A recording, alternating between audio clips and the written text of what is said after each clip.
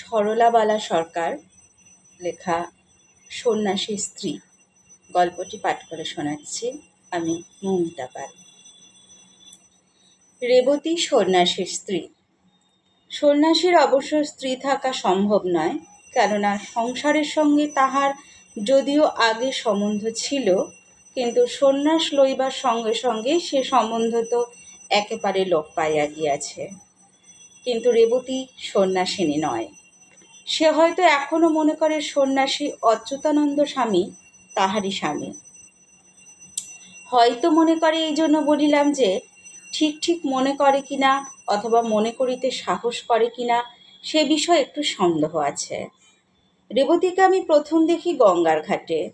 ঘাটের সিঁড়ির ওপর দুই হাঁটুর মধ্যে মুখ লুকাইয়া বসিয়া আছে। দেখিয়া মনে হইল মেয়েটি কাঁদিতেছে। তাহার পাশে আরেকটি মেয়ে দাঁড়াইয়া ছিল। তাহাকে আমি চিনতাম। সে সেবাশ্রমের সেবিকা গিরিবালা। আমি কাছে গিয়া গিরিবালাকে জিজ্ঞাসা করিলাম, হয়েছে কি? মেয়েটিকে অমন করে বসে আছে কেন? গিরিবালা বিরক্ত মুখে উত্তর করিল, দেখুন না কি মুশকিল, সেবাশ্রমের সেবিকা হতে এসেছে। যদি এমনি করে দিনরাত কাদাকাটা করে তবে সেবার কাজ করবে কি করে? উল্টে ওরই সেবা করতে হবে দেখছি। গিরিবালার নিকট তাহার পরিচয় পাইলাম। মেয়েটি অচ্যুতানন্দ স্বামীর স্ত্রী। অচ্যুতানন্দ স্বামীকে আশ্রমে কে না জানে? তাহার ত্যাগ, তাহার বৈরাগ্য, তাহার অপূর্ব পাণ্ডিত্য এবং তাহার সাধনার কঠোরতার কথা ইহার আগেই বহুবার শুনিয়াছি। আশ্রমবাসীগণের তিনি পরম শ্রদ্ধার পাত্র। সন্ন্যাস গ্রহণের পর তিনি যেন সাধন সমুদ্রে একেবারে ডুবিয়া গিয়াছিলেন। দিনরাত্রি কোথা দিয়া চলিয়া যাইত সে জ্ঞান তাহার ছিল না।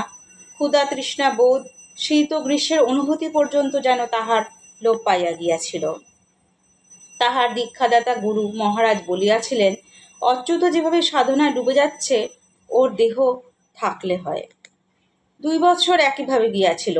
তাহার পর গুরুর আদেশে তিনি সেবাশ্রমের কার্যভার এবং ব্রহ্মচারী ও তরুণ সন্ন্যাসীদিগর বেদান্ত অধ্যাপনার ভার লইয়াছেন। ইহা জানিতাম, কিন্তু তাহার যে পূর্বাশ্রমে স্ত্রী আছে তাহা জানিতাম না। মেয়েটি সেবাশ্রমে সেবিকা হইল কি করিয়া? আর যদি বা সেবিকা হইল, এত কান্নাকাটি বা করে কেন? গিরিবালা যাহা জানিত তাহা আমাকে বলিল। বিবরণটি এইরূপ, অচ্যুতানন্দ সন্ন্যাস লইয়া যখন আসেন তখন তাহার স্ত্রীও একটি ছেলে ও একটি মেয়ে ছিল।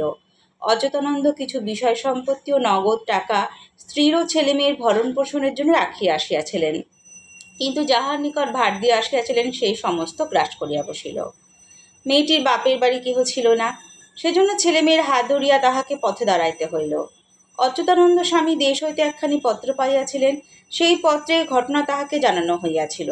তাহার ছেলেটির খুব অসুখ, সে পত্রে এ সংবাদও ছিল। অচ্যুতানন্দ পত্রখানি লইয়া গুরুদেবের নিকট উপস্থিত হইলেন। বলিলেন, মহারাজ, আমার এখন কি কর্তব্য, আমাকে আদেশ করুন।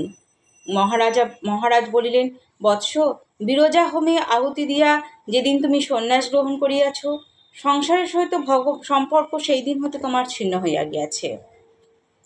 ভগবানের বৃহৎ সংসার, তিনিই তাহার ভার বহন করিতেছেন। তুমি আমি কি করিতে পারি? যাহা হোক, শিশুটির চিকিৎসা যদি কোনো উপায় করা যায় সে চেষ্টা আমি করিতেছি। ইহার পর আরেকখানি পত্র আসিয়াছিল, ছেলেটির মৃত্যু সংবাদ বহন করিয়া। তাহার পর আর একখানি পত্র আসিল, কন্যার মৃত্যু সংবাদ। ইহার পর আরো 2 বৎসর কাটিয়া গেল।